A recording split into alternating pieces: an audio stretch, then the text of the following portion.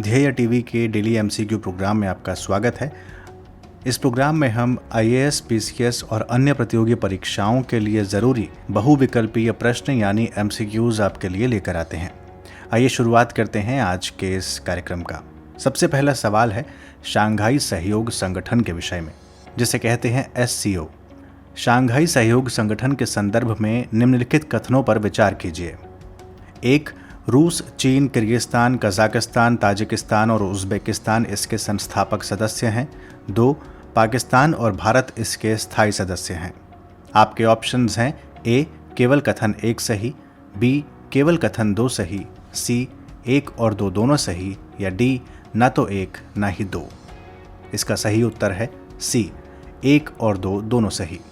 दरअसल हाल ही में Dushanbe, Tajikistan में एससीओ के रक्षा मंत्रियों की बैठक हुई, जिसमें भारत के रक्षा मंत्री ने आतंकवाद के सभी रूपों से लड़ने में अपने संकल्प को दोहराया। एससीओ की स्थापना साल 2001 में रूस, चीन, किर्गिस्तान, कजाकिस्तान, ताजिकिस्तान और उज़्बेकिस्तान के राष्ट्रपतियों द्वारा शंघाई में की गई थी। भारत साल 2005 में इसका पर्यवेक्षक बना था और साल 2017 में भारत और पाकिस्तान इसके स्थायी सदस्य बने। वर्तमान में एससीओ के 8 सदस्य देश हैं। दूसरा सवाल, सेंट पीटर्सबर्ग घोषणा किससे संबंधित है? ए. बाघ संरक्षण से, बी. अंतर्राष्ट्रीय व्यापार से, सी. ग्रीन हाउस गैसों के उत्सर्जन से, या डी.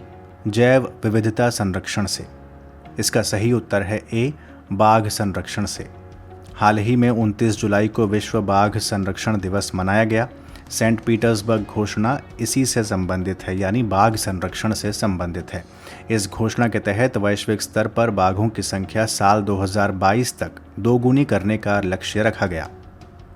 प्रश्न संख्या 3, संसदीय विशेषाधिकार के संदर्भ में निम्नलिखित कथनों पर विचार कीजिए।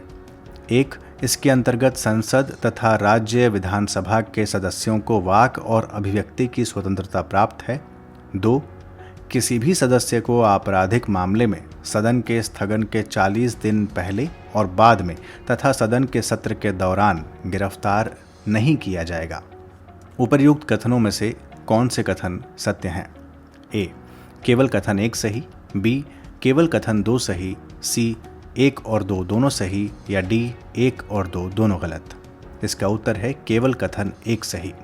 दरअसल संविधान के अनुच्छेद 105 में संसद के लिए और अनुच्छेद 194 में राज्य विधानसभाओं के लिए विशेषाधिकारों का उल्लेख है।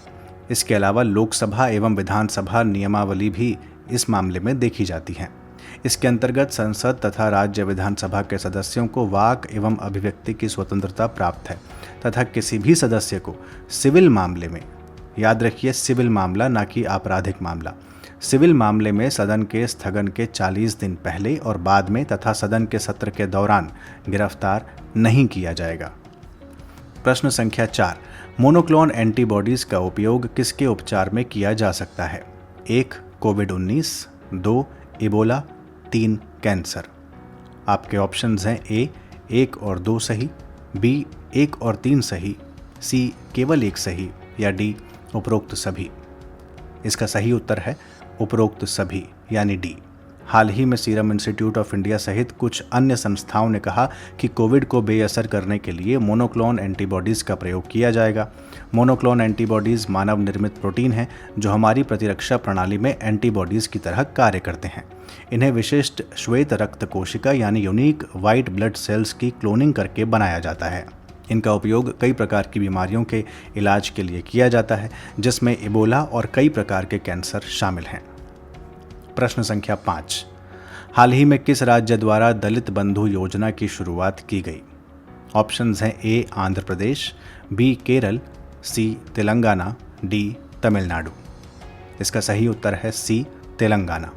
पिछले दिनों तेलंगाना के मुख्यमंत्री के. चंद्रशेखर राव ने दलित बंधु योजना की शुरुआत की।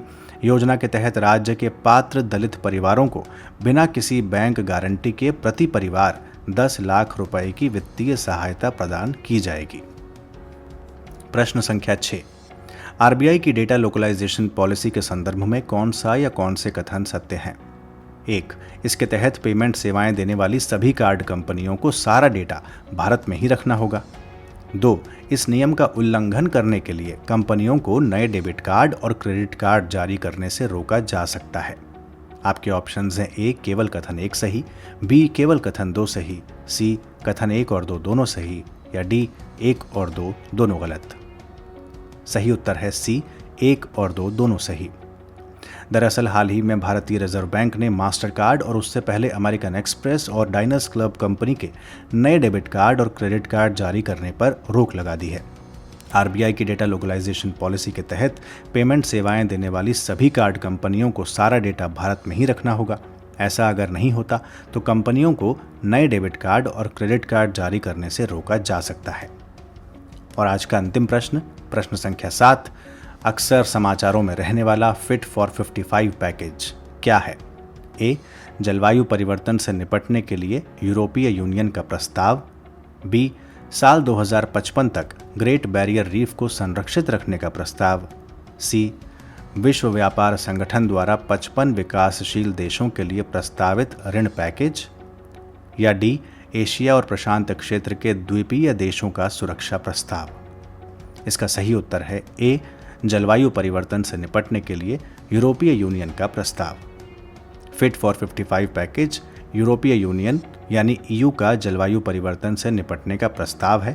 ईयू ने इसके तहत साल 2030 तक ग्रीन हाउस गैसों के उत्सर्जन में 1990 के स्तरों के मुकाबले 55% तक की कटौती करने की बात कही है। तो ये था आज का डेली एमसीक्यू प्रोग्राम। आप मुझे बताएं कि आपने जब ये क्वेश्चन अटेम्प्ट किए तो आपके कितने उत्तर सही हुए।